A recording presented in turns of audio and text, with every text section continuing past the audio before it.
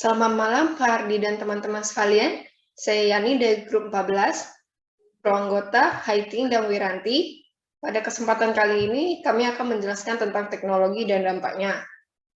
Di mana topik pembahasan yang akan kami bahas yaitu 1. Pengendalian pucuk pimpinan, 2. Pengendalian manajemen pengembangan sistem, 3. Pengendalian manajemen sumber data. Pengendalian pucuk pimpinan. Pengendalian pucuk pimpinan adalah sistem pengendalian internal yang ada pada suatu organisasi yang mendorong keterlibatan, kepedulian, dan tanggung jawab pucuk pimpinan organisasi terhadap kegiatan TI atau teknologi informasi pada organisasi. Pucuk pimpinan atau top management adalah board of director atau disebut direksi, terdiri dari direktur utama dan para direktur lainnya. Direksi bertanggung jawab terhadap seluruh operasi perusahaan, termasuk bidang teknologi informasi. Bagaimana auditor menganalisa perhatian atau kepedulian top manajemen terhadap fungsi sistem informasi? Salah satu cara yang dapat dilakukan adalah dengan melihat bagaimana top manajemen terkait dengan sistem informasi seperti lainnya tugas pokok dan fungsi manajemen pada umumnya. Di mana manajemen puncak ini mempunyai tugas yaitu planning, organizing, actuating, controlling atau POIC.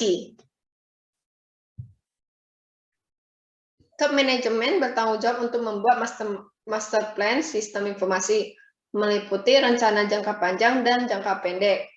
Penyusunan rencana ini meliputi 3 hal. 1. Mengetahui kesempatan dan masalah yang dihadapi organisasi, sehingga teknologi informasi dan sistem informasi dapat digunakan secara efektif. 2. Mengidentifikasi sumber daya yang perlu untuk menyediakan teknologi dan sistem informasi yang diperlukan.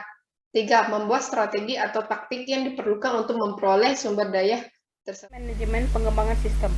Menurut Anthony dan Richard, mendefinisikan sistem pengendalian manajemen merupakan sebuah sistem yang memiliki fungsi dalam pengendalian setiap aktivitas yang terjadi dalam sebuah perusahaan dalam upaya menentukan strategi yang sesuai untuk diterapkan dan untuk mencapai tujuan dari perusahaan tersebut.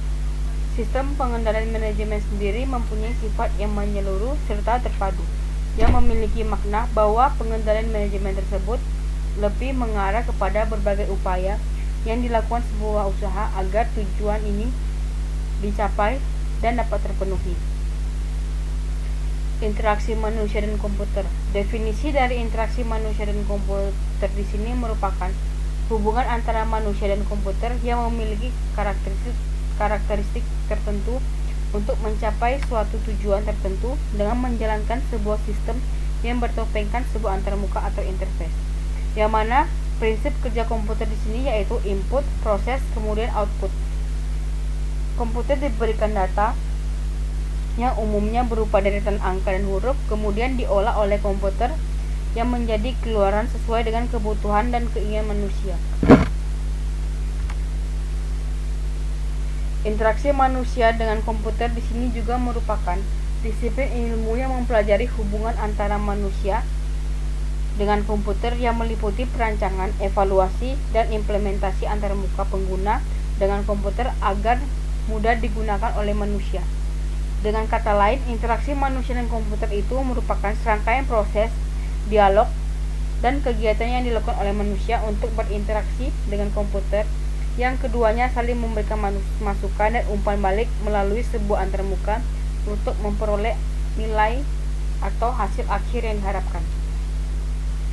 System Development Life Cycle Approach atau pendekatan siklus hidup pengembangan sistem merupakan siklus yang digunakan dalam pembuatan atau pengembangan sistem informasi yang bertujuan untuk menyelesaikan masalah secara efektif.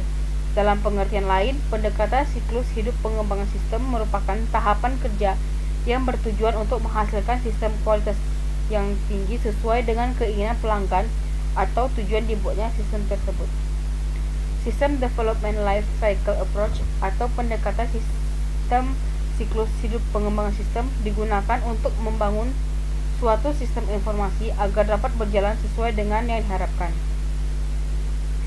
Yang mana sistem dalam rekayasa atau rekayasa perangkat lunak merupakan proses pembuatan atau pengubahan sistem, serta model dan metodologi yang digunakan untuk mengembangkan sistem-sistem tersebut. Pendekatan siklus hidup pengembangan sistem merupakan pola yang diambil untuk mengembangkan sistem perangkat lunak yang terdiri dari tahap-tahap rencana, analisis, desain, implementasi, uji coba, dan pengelolaan.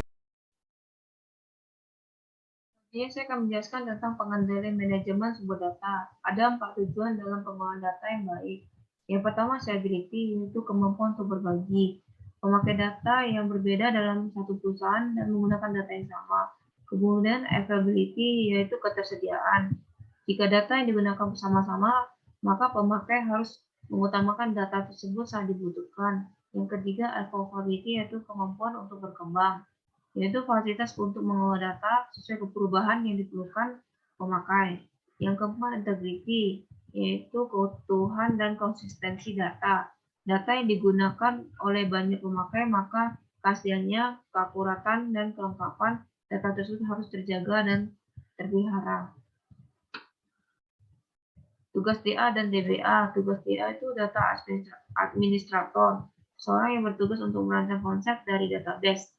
Sedangkan tugas DBA, database administrator, yaitu seorang yang bertugas untuk melakukan implementasi terhadap database dan realisasi database secara fisik. Kemudian sistem database ada 3 tipe, yaitu external schema, di mana user yang berbeda dapat melihat view yang berbeda dengan cara yang berbeda. Konseptual schema, yaitu konsep untuk merancang database dalam bentuk tabel yang terdiri dari entitas, atribut, dan relasi. Yang ketiga, internal schema, itu bagaimana data yang akan diakses dan disimpan secara fisik menggunakan fasilitas yang diberikan database. Sekian presentasi kelompok kami. Terima kasih.